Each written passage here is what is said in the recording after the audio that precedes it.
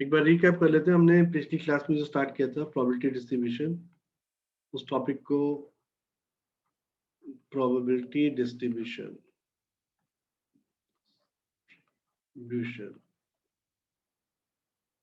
ठीक है ना, इसको शॉर्ट में हम पीडी बोलते हैं। इसके अंदर अगर आपको मैंने बताया था, अगर आपका सैंपल स्पेस ऐसा बन रहा है जिसको तुम इजिली मीन्स बना सकते हो, तो आप इसको जो एक फॉर्मूला होता है जो मैं बताने वाला हूँ उसको मत अप्लाई करना, अवॉइड करना, आप डायरेक्ट क्वेश्चन करना। अगर सैंपल स्पेस इजिली फॉर्म हो रहा है आपका, तो आप क्वेश्चन को डायरेक्ट करना, ठीक है ना। और अगर आपका सैंपल स्पेस जो है वो डिफिकल्ट है, ठीक है ना, तो केसेस बता रहा हूं मैं। If your sample space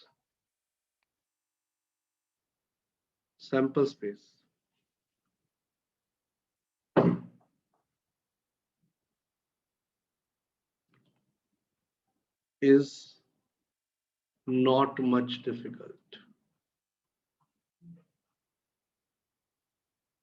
then apply direct method। Requires ले रहा हूं ताकि इंपैक्ट पड़े, याद रहे। If sample space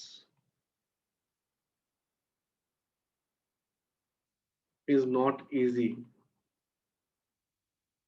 to calculate या to arrange, then apply formula। Generally क्या आता है मैं बताता हूं आपको। सैंपल स्पेस इजी कब होता है? जब हमारे में नंबर ऑफ ट्रायल्स कम होंगे। अरे एक पॉइंट को अगर हम 4 बार भी उछालेंगे तो 16 हमारे बस में है, आउटकम 16 आएंगे। एक पॉइंट को 4 बार उछालोगे 2 रेज़ टू पावर 4 16 आउटकम्स आएंगे, जो कि हमारे में अप्रोचेबल है। 5 कर दोगे 32, 6 कर दोगे तो 64। अरे कहाँ 64 दिखाते फिरोगे? तो जब नंबर ऑफ ट्रायल्स बढ़ते चल जाएंगे ना, तो हमें प्रॉब्लम होती है, तो हम अपना फॉर्मूला अप्लाई करते हैं, ठीक है ना। अब ये हम डाइस की बात करते हैं, तो डाइस के अंदर तो ट्रायल्स नहीं बढ़ रहे। अगर आप एक डाई को 3 टाइम्स फेंकोगे तो 216 बन जाएंगे इसी के अंदर सैंपल में, जबकि ट्रायल इसमें कम है, नंबर ऑफ ट्रायल्स। तो नंबर ऑफ ट्रायल अगर आपके 3 भी करता हूँ मैं, तब ये 216 पे जाकर अटक जाता है। तो 216 कौन बनाएगा outcomes? Next too difficult for us. या तो हम उसे ऑरल कैलकुलेट करेंगे या फिर फॉर्मूले में जाएंगे। तो बस वही चीज है। तो मैंने एक क्वेश्चन करवाया था आपको, फॉर्मूला में बताया। तो फॉर्मूला क्या था हमारा, जो हमने अप्लाई किया था लास्ट क्लास के अंदर? एक फॉर्मूला था, अगर आपको अप्लाई करना होगा तो पीडी निकालने का फॉर्मूला है P X equal to X N C X P X Q N minus X. यहाँ पर जो एम है टोटल ट्रायल्स है, नंबर ऑफ ट्रायल्स। एक्स जो है नंबर ऑफ सक्सेस। आप जब तक पिछली वीडियो देखोगे नहीं ना, आपको ये समझ नहीं आएगा, ज्यादा बहुत कम समझ आएगा। यानी कि बाकी तो तुम्हारे आईक्यू के ऊपर है कितना जल्दी समझ पाते हो प्रोबेबिलिटी ऑफ सक्सेस। और वैसे भी ऑलमोस्ट एंड पे हम इसमें प्रोबेबिलिटी ऑफ सक्सेस, क्योंकि टॉपिक ज्यादा बड़ा रहा नहीं है हमारे पास। एंड क्यू जो है प्रोबेबिलिटी ऑफ फेलियर। और आपको मालूम है probability of success plus failure always equal to 1, ठीक है। मैंने बताया था एन सी 0 और एन सी एन हो, तो आपका आंसर हमेशा 1 होता है, जिसका यूज करना पड़ेगा आपको। नंबर 2, एक फॉर्मूला और होता है एन सी एक्स ले लो, एन माइनस एक्स इक्वल होता है। इसके एग्जाम्पल बताए थे मैंने। 5C3 को हम 5C इनका डिफरेंस 2 आएगा, लिख सकते हो। 18C7 को हम 18C 11 लिख सकते हैं जरूरत पड़ने पर, ठीक है ना। और कुछ खास नहीं बताया था मैंने। हाँ, मीन मीडियन मोड का मीन का फॉर्मूला बताया था मैंने, कि मीन को फाइंड आउट करते हैं। मीन का दूसरा नाम एवरेज है या फिर एक्सपेक्टेड वैल्यू है।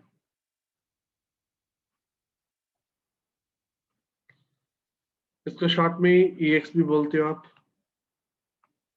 एक्सपेक्टेड वैल्यू को हम EX भी बोलते हैं। उसका फॉर्मूला था सिग्मा ऑफ PX निकाल के उसका सम करना।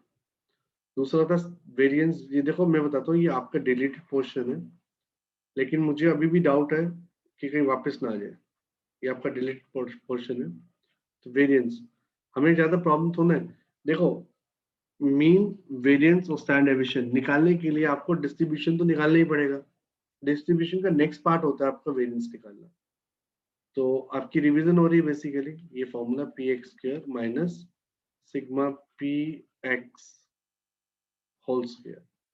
यू कैन आल्सो से कि आपका sigma P X square minus X bar square है आपका, क्लियर। होल स्क्वायर लिख दो या बात एक ही पड़ती है। Standard deviation basically under root of variance होता है, ठीक है ना। ये टॉपिक चला था, बाकी आज लेवल थोड़ा सा ऊपर चलेगा, इस पे बेस्ड ही क्वेश्चन चल रहे हैं, समझ देखो कितना आता है आपको, ठीक है ना।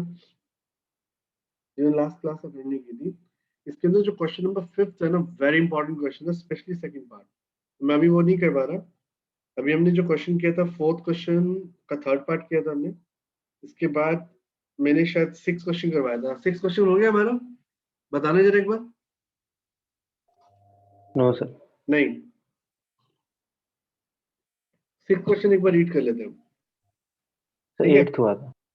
हाँ बेटा, नहीं 8 तो वो एक ही टाइप के क्वेश्चन थे, हमने 4th क्वेश्चन किया था, 4th का 3rd पार्ट किया था, मुझे याद है, ठीक है ना। तो ज्यादा नहीं निकला प्रोबेबिलिटी डिस्ट्रीब्यूशन लास्ट क्लास में, मुझे लगा कि मैंने बहुत ज्यादा करवा दिए, सिर्फ एक ही क्वेश्चन निकला आपका बेसिकली इस टॉपिक का, बाकी तो सिंपल क्वेश्चन था जो निकला। तो लेट्स कंटिन्यू क्वेश्चन नंबर 6।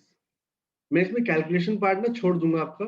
अच्छा एक चीज और बताया तो सबको जो मालूम होना चाहिए स्टार्टिंग में पीडी के बारे में कि यही बताया था ऊपर की तरफ, सम ऑफ ऑल डिस्ट्रीब्यूशन। मैं बताता हूँ डिस्ट्रीब्यूशन होता है क्या, जिन्होंने मिस की है क्लास। सपोज करो तुम में से कोई एक स्टूडेंट किसी भी गेम में पार्टिसिपेट ले रहा है, वो 5 टाइम्स ले रहा है, 5 बार गेम खेल रहा है, तो नंबर ऑफ सक्सेस कितने हो सकते हैं उसके, नंबर ऑफ सक्सेस क्या क्या 5 पॉसिबिलिटीज हो सकती है, पॉसिबिलिटीज क्या हो सकती है, हो सकता है वो सक्सेस हुई 0 ना, to 5 या फिर 1 2 3 4 एंड 5, इससे ज्यादा 6 टाइम वो जीत नहीं सकता, -1 जा नहीं सकता, तो ये सक्सेस होता है। सम ऑफ, इसको डिस्ट्रीब्यूशन बोलते हैं, इन्हीं का नाम है डिस्ट्रीब्यूशन। और डिस्ट्रीब्यूशन में क्या होता है, सम ऑफ डिस्ट्रीब्यूशन वो हमेशा क्या होता है, 1 होता है। प्रोबेबिलिटी ऑफ 0 सक्सेस, 1 सक्सेस, करते करते 5 सक्सेस, ठीक है ना। ये इनका सबका सम जो बनता है वो 1 बनता है, क्लियर। अगर सपोज करो मेरे को 1 से लेकर के 0 से लेकर 4 तक निकालना है, सपोज करो क्वेश्चन कुछ ऐसा आ गया, ये सबके लिए नहीं है, मुझे एक 0 से लेकर 4 तक का निकालना है, तो बेस्ट वे बताऊं क्या आपका, बेस्ट वे ये है कि आपको मालूम है 0 से लेकर 5 तक सबका सम 1 होता है, तो अब 0 से लेकर के 4 तक में मैं 3 मिस कर गया, ठीक है ना। तो आप 0 से लेकर के 4 तक मत फाइंड करना, आप क्या करना, आपको सबको मालूम है 0 से 5 तक 1 होता है, तो 0 से लेकर के यहाँ 5 है तो मिसिंग है, अगर 5 होता तो यहाँ पर इक्वल टू 1 आता, तो 5 को सोचो कि उधर शिफ्ट कर दिया आपने, तो आपका आंसर क्या है, आपका आंसर आया 0 to 4 तक का sum is equal to 1 minus probability of 5। Very simple, success होना और ना सक्सेस होना, ये बोला कि 0 से लेके 5 तक अगर हम कंसिडर करते हैं कि सक्सेस है, उसे टिकट मिल जाएगी किसी चीज की, तो चांसेस क्या होंगे, तो 1 माइनस 5 कर दो। ये कितना इजी है, सिर्फ आपको एक ही निकालना है, यहाँ पर आपको इसको भी फाइंड करना है, इसको भी इसको भी इसको भी 5 टाइम क्वेश्चन करना पड़ेगा। तो इट्स बेटर, ये एक नई चीज बताई है मैंने, क्योंकि ये यूज करनी पड़ेगी इस चैप्टर में, तो इस एक्सरसाइज में तो नहीं है ये नेक्स्ट एक्सरसाइज में थी, लेकिन वो आउट ऑफ कोर्स होगी हमारी लास्ट ईयर, लेकिन ये क्वेश्चंस घुमा करके तो आ ही सकते हैं ना, ठीक है ना, क्योंकि 11 में भी थे। इसमें एक सिमिलर क्वेश्चन है, 5th का सेकंड पार्ट, क्यों इंपॉर्टेंट बोल रहा हूँ, क्योंकि वो ऐसा क्वेश्चन है ऑलमोस्ट। लेट्स कंटिन्यू दोबारा से, सम ऑफ ऑल डिस्ट्रीब्यूशन बहुत इंपॉर्टेंट है आपको, ये 1 के इक्वल होता है, याद रख लो अभी अच्छे से, हर क्वेश्चन में यूज करेंगे हम, ठीक है ना, ये मैंने एक्स्ट्रा बता दिया, ठीक है ना। अब आते हैं नेक्स्ट क्वेश्चन पे, हमारा क्वेश्चन नंबर 6 चल रहा था। 6 क्वेश्चन के अंदर मैं ज्यादा डिटेल्स तो नहीं मींस कैलकुलेशन करूंगा, लेकिन कुछ बता दूंगा तुम्हें कैसे करना question. From a lot of 30 bulbs which includes 6 defectives, a sample of 4 bulbs is drawn at random with replacement। अच्छा, जो मैं फॉर्मूला अप्लाई कर रहा हूँ ना, फॉर्मूला विद रिप्लेसमेंट में ही काम आएगा, विदाउट रिप्लेसमेंट में काम नहीं आएगा आपको। मैं लिख भी दूंगा कि जो फॉर्मूला आपका है, चलो लिख देता हूँ मैं यहाँ पर। फॉर्मूला कहाँ पर है हमारा, ये रहा। यहाँ मैं इसको मार्क कर देता हूँ। एप्लीकेबल, ये फॉर्मूला जो आपका एप्लीकेबल है, applicable in case of with replacement only, without में तो नहीं कर सकते आपसे। तो लेट्स कंटिन्यू। क्वेश्चन नंबर 6, तो हमने बताया था क्वेश्चन रीड कर लिए। 30 बल्ब्स हैं, 6 डिफेक्टिव्स हैं। तो गुड कितने होंगे टोटल? हमारे पास टोटल बल्ब्स कितने हैं? 30, डिफेक्टिव 6, नॉन डिफेक्टिव कैसे भी वर्ड यूज कर सकते हो आप, नॉन डिफेक्टिव या फिर गुड। क्वेश्चन तो कुछ भी घुमा के बोल सकता हूँ क्वेश्चन। अभी आपने मेरे ना असाइनमेंट के क्वेश्चन ही देखे। मैं असाइनमेंट में नहीं जा रहा, बार बार बता रहा हूँ, क्योंकि आपको एनसीईआरटी पे पहले फोकस करना बहुत ज्यादा, ठीक है ना। असाइनमेंट के क्वेश्चन देखोगे, मैंने उसमें बहुत गेम खेली हुई है प्रोबेबिलिटी में स्पेशली। नहीं, किसी की चीज को कैसे घुमाना होता है ना, वो आप मेरे असाइनमेंट में देख लेना। आपने किया हुआ क्वेश्चन घूम जाएगा आपका कि क्वेश्चन कभी किया था आपने ऐसा। तो नॉन डिफेक्टिव या फिर गुड जो आपके पास है 24 है। अब क्या कह रहे हैं, हमने टोटल विड्रॉल्स करने 4 बल्ब, जिसमें से विद रिप्लेसमेंट के साथ, ध्यान रखना 1 बाय 1 विद रिप्लेसमेंट। आपको निकालना है distribution of, find the probability distribution of defective bulbs. Exam में लिखा आएगा प्रोबेबिलिटी डिस्ट्रीब्यूशन निकालना है। तो नंबर ऑफ बल्ब ड्रॉन, जिसे हम नंबर ऑफ ट्रायल्स भी बोल सकते हैं, 4, ठीक है ना। अब आपकी मर्जी है, इस क्वेश्चन को आप जो मैंने क्वेश्चन करवाया था आपको, 4th क्वेश्चन का 3rd पार्ट, क्योंकि एक बल्ब जब निकलेगा इसके 2 ऑप्शंस होंगे, या तो वो डिफेक्टिव होगा या फिर वो गुड होगा। जैसे कॉइन को छालते हेड आता है और टेल आता है, तो उसके अंदर मैंने सैंपल साइज बनाए थे, अगर आपको याद हो 16 बने थे। इसके भी 16 बनने वाले हैं, क्योंकि इसके आउटकम्स ही 2 है और 4 आप निकाल रहे हो, तो 2⁴ परमुटेशन है, सी बात, सी बिल्कुल परमुटेशन है। एक क्वेश्चन जिसके 4 ऑप्शन है, किसी क्वेश्चन के 4 ऑप्शन है, A B C D.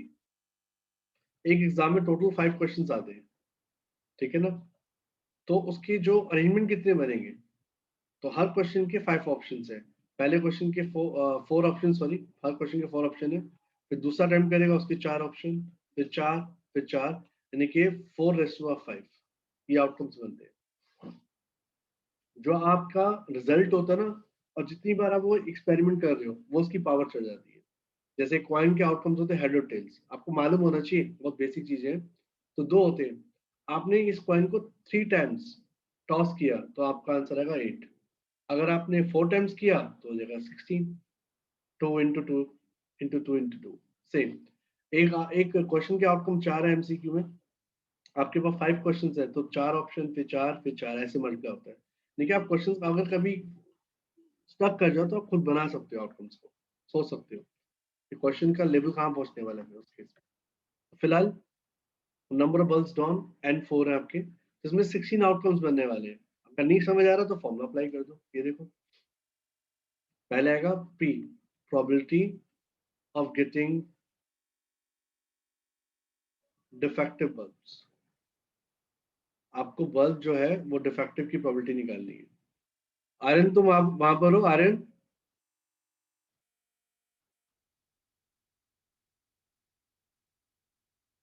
Aryan Kapoor, हाँ जी सर। बस यही चेक कर रहा था, कहीं पता चले कैमरा ऑफ करके भाग जाए कि वीडियो मिल जाएगी बाद में। नहीं सर, इधर ही हूँ। हाँ, इधर ही रहना बस। हाँ जी सर। क्यू क्या होता है, मैंने बताया था आपको। क्यू होता है आपका बिकॉज P + Q = 1 होता है। तो Q will be what 1 minus P, तो 4/5 आ गया। क्लियर? आपके पास P भी आ गया, Q भी आ गया, N तो था ही आपके पास। फॉर्मूले में तो कुछ रह ही नहीं गया, सब x निकालना है। तो x में बताया, तो देखो let x shows number of defective bulbs, जिसके बारे में क्वेश्चन चल रहा है उसको x मान लेते हैं, नंबर ऑफ डिफेक्टिव बल्ब्स। ठीक है ना? अब अगर हम ट्रायल ले रहे हैं, आर्यन कपूर आप ही से क्वेश्चन जाएगा, अगर आपने 4 बार ट्रायल किए, ठीक है ना, 4 बार बल्ब्स निकाले हैं किसी बैग में से जिसके अंदर डिफेक्टिव और नॉन डिफेक्टिव एक साथ ही है, तो आपके क्या क्या पॉसिबिलिटीज आ सकती है, कितने डिफेक्टिव बल्ब्स आ सकते हैं, क्या क्या पॉसिबिलिटीज हो सकती है? या तो 0 डिफेक्टिव बल्ब्स आएंगे ही नहीं डिफेक्टिव, एक डिफेक्टिव आएगा 4 में से, 2 डिफेक्टिव आएंगे, या 3 आएंगे, या चारों के चारों डिफेक्टिव आ जाएंगे। ठीक है ना? अगर बहुत बैड लक रहा तो चारों डिफेक्टिव। अब यही कुछ सोच रहे होंगे, मैंने रिप्लाई कर दिया क्योंकि लैक ऑफ टाइम। ठीक है ना? तो ज्यादा वीडियो में ज्यादा क्वेश्चन नहीं आ पाएंगे हमारे। तो ये आपकी बने डिस्ट्रीब्यूशन में। अब इसके बाद फॉर्मूला लिखते हैं। नाउ जो मैंने फॉर्मूला बताया था आपको, x इक्वल टू एक्स, ये x0 1 2 3 4 आते रहेंगे। फॉर्मूला बनता है NCx Px Qn minus x. With replacement के केस में फॉर्मूला बनता है, याद रख लें इसको। आपके पास n जो है वो 4 है, x जो है वो बदलता रहेगा बार बार, तो इसलिए मैं उसे रेड से लिख देता हूँ। आपका P Q 4 माइनस एक्स। अच्छा, मुझसे एक और गलती हुई अभी, मैं P और Q की वैल्यू भी तो फिल करनी है मेरे को। P की वैल्यू क्या आपके पास 1/4 1/5, और Q की वैल्यू 4/5। यहाँ पर आएगा 4 माइनस एक्स। सो बस ये x जो दिख रहा है रेड, आपको इससे रिप्लेस करना है। क्लियर? कैलकुलेट करते जो आपका आंसर आ जाएगा। कैलकुलेशन पोर्शन में बताया तो आपको कैसे करना है आपने कैलकुलेट। सो आपका x जो है वो आपका आ गया 0, फिर स्पेस छोड़ देते हैं अच्छा खासा 1, फिर आपका 2, 5 तक जाएगा, 4 तक जाएगा।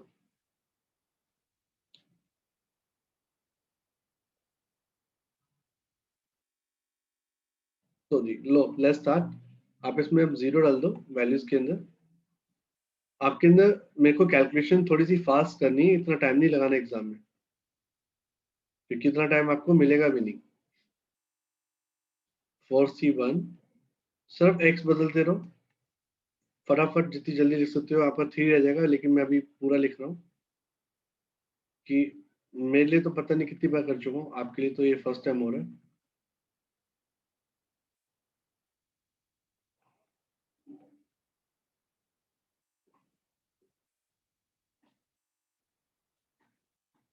बहुत कुछ बताना है मुझे इसमें से। सी, ये जो सी की वैल्यूज है ना, आपको रफली कैलकुलेट करनी है फटाफट। उसकी भी टेक्निक बताता हूँ मैं आपको।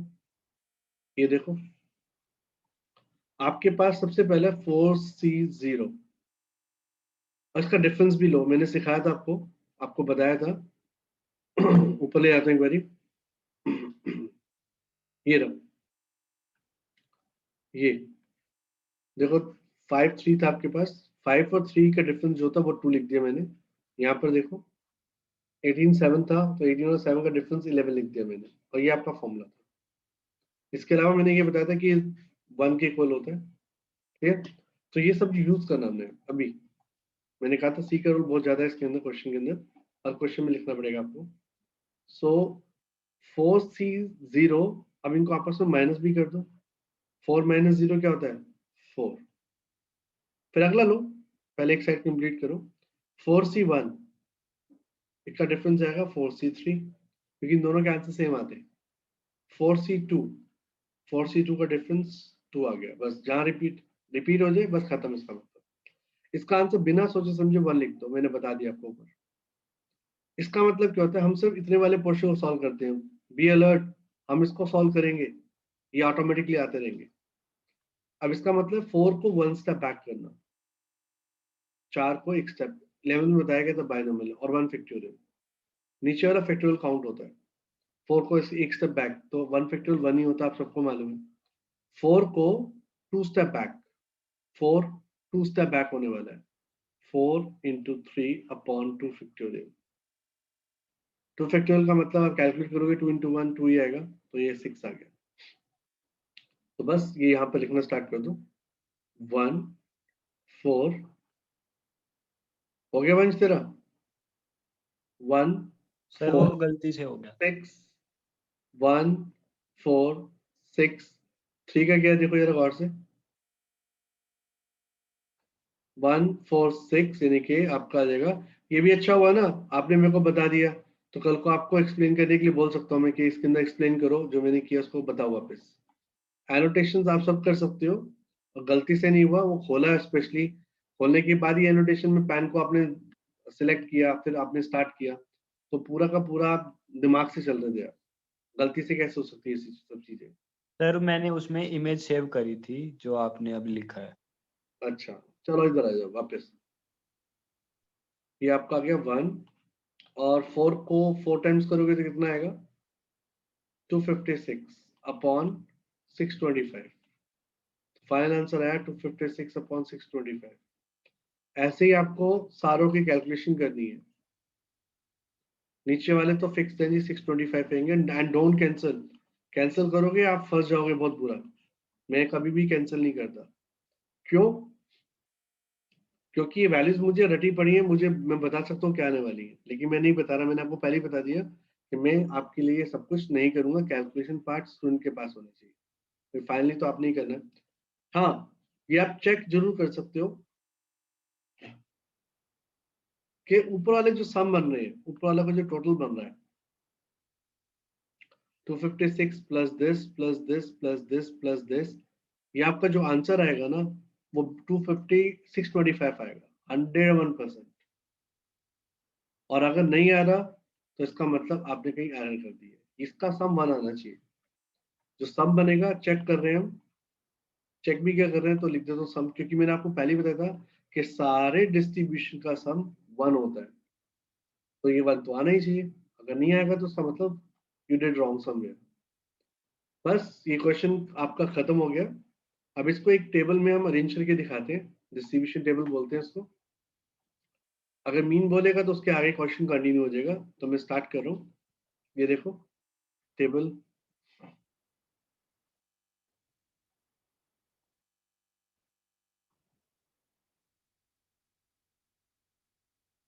इस क्वेश्चन में सिर्फ मैं टेबल ही बना रहा हूँ क्योंकि इसकी कैलकुलेशन ऑलरेडी इतनी बड़ी है कि मीन तो और डिफिकल्ट हो जाएंगे हमारे लिए कैलकुलेट करना, टाइम कंज्यूमिंग हो जाएंगे। हमें तो सिर्फ मीन निकालना आना चाहिए ना, ये सीखना सिर्फ। और ये डिस्ट्रीब्यूशन टेबल गलत हो गया मुझसे, यहाँ आएगा सेंटर, स्पेस देना ही नहीं हमने। टोटल कितने थे, 4 थे,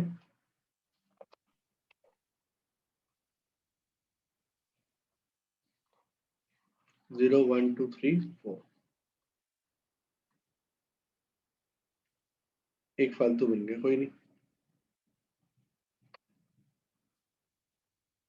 तो ये आपका है x और ये है आपका प्रोबेबिलिटी 0 1 2 3 4, ये हमारे लिए बेकार हो गया। जनरली हम बनाते हैं लेकिन अभी तो यूज नहीं करना इसको।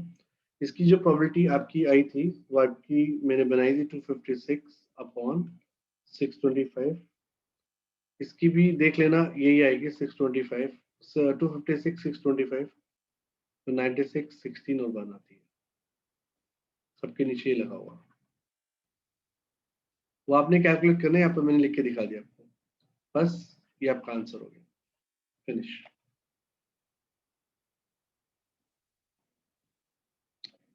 ये आपकी कैलकुलेशन पार्ट हो गया।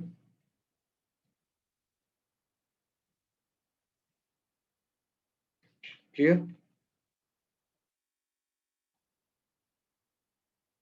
Sir, yes.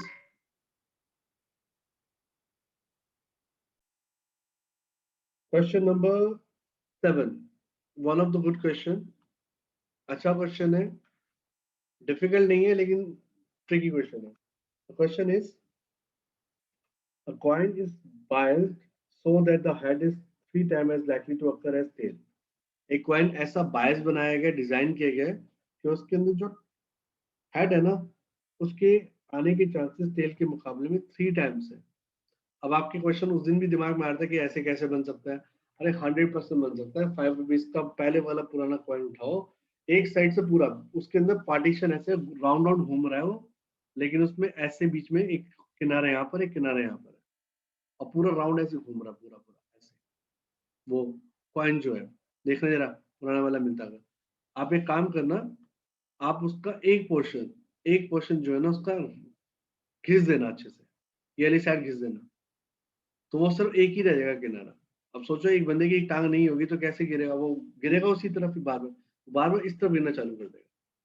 तो बायस थे। और तुमने सुना होगा महाभारत के टाइम पे शकुनी के बारे में, दो जो उसके पास जो थे वो डाइस जो थी वो बायस थी, वो इशारों पे नहीं नाचती थी, उसने कोई डिजाइन ऐसे करवा रखी थी।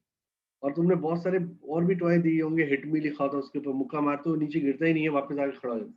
बहुत सारी चीजें जो डिजाइन की हुई है ऐसी है।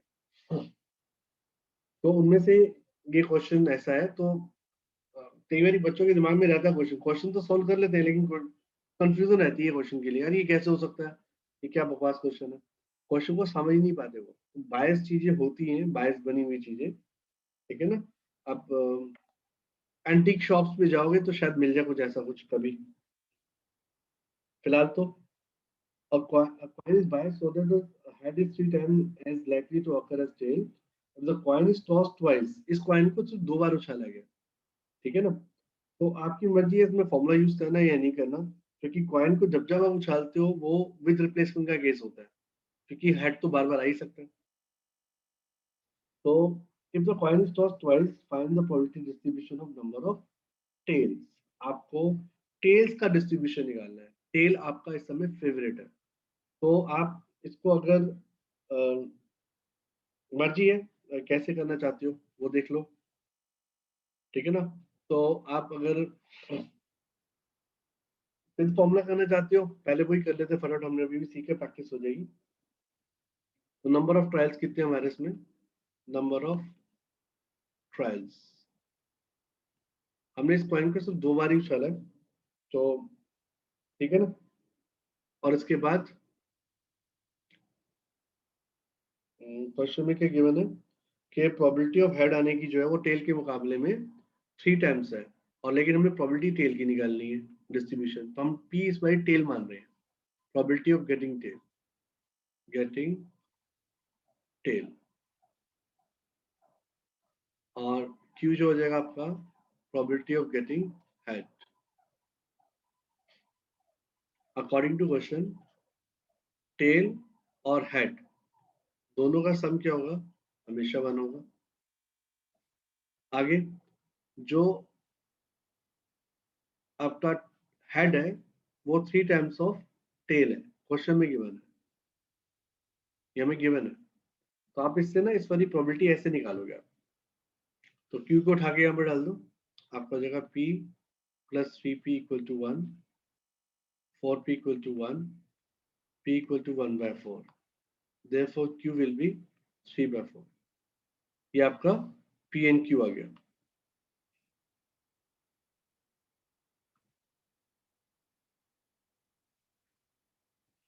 तो नॉर्मल तरीके से किया, ठीक है ना। मेथड 1 चल रहा है आपका विद फॉर्मूलाज। नाउ या फिर आप लिख सकते हो x लेना पड़ता है इसमें, लेट x इक्वल टू, या x shows number of tails, या x equal to number of tails appear on the coin, या जैसा भी लिखना आपने। therefore x equal to 0, 1 and 2। मैंने 0, 1, 2 क्यों लिया, क्योंकि हमारे इस क्वेश्चन के अंदर कॉइन को टॉस ही 2 बार किया गया, तो मैक्सिमम टाइम जो टेल्स आ सकते हैं वो 2 ही बार आ सकते हैं, और मिनिमम 0। तो आपको बस ये देखना, अगर आपको बोलता है वो 10 टाइम्स हमने कॉइन को टॉस किया, तो आपका 0 से लेकर 10 तक जाएगा डिस्ट्रीब्यूशन। फिलहाल तो अभी आपका 2 बार तक जाएगा। इसके बाद हमें लिखना होता है formula. So px equal to ncx px Q N minus X. आपके पास n जो है वो 2 है, एक्स p आपके पास जो था 1/4 था और q आपके पास था 3/4। x मिसिंग है, आपको वो फाइंड आउट करना है बस, ठीक है। Now replacing, therefore p x equal to 0, फिर 1 देन 2।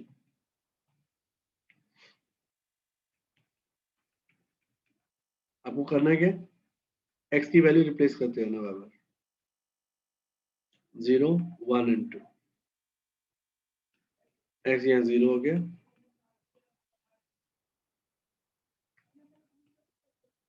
1 सॉरी 1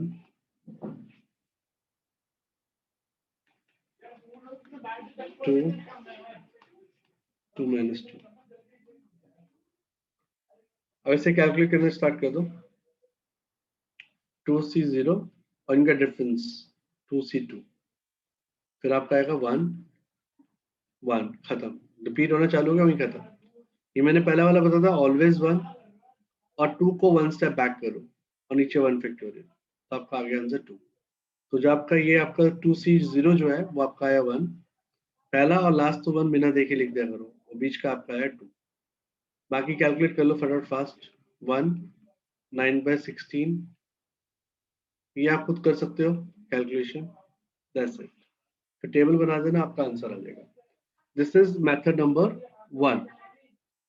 ये ध्यान रखना क्योंकि मैं आने वाले क्वेश्चंस के अंदर आपके इसमें नंबर ऑफ ट्रायल्स बढ़ाने वाला हूँ, 6 7 तक लेके जाऊंगा, ठीक है ना। तो आप ये मत सोचो कि 2 3 लेवल तक ही टिके हो गया, तो आपको नंबर ऑफ ट्रायल्स बढ़ेंगे तो क्वेश्चन में दिक्कत आनी चालू हो जाएगी, उसके लिए फिर फॉर्मूला यूज करना पड़ता है। क्लियर?